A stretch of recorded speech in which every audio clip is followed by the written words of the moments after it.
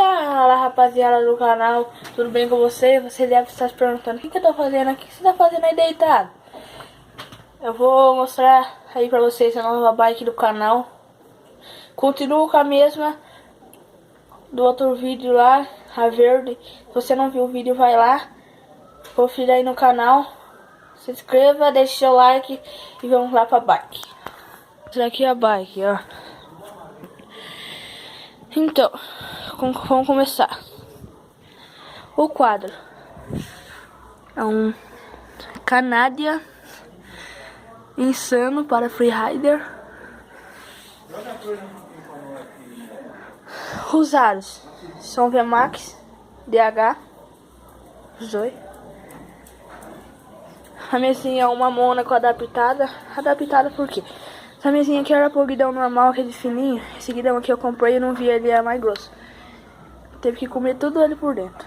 Essa mesinha aqui por dentro. Pneu não era esse. Coloquei agora. Esse guidão também não era esse. O banco também não era esse. Ó, pneu é uma marca aí. O guidão é um... O guidão é o Extreme 68, porque ligaram o negócio ali. O banco é um Astor que tava na... Ele continua ali. Diz que é um mecânico WinZip, disco de 203.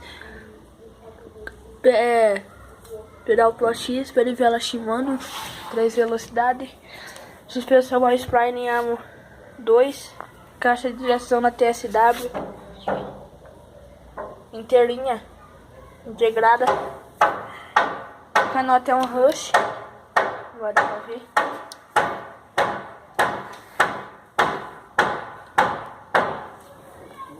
Câmbio Yamaha 7 velocidade, que é a da Shimano embutido, perivela.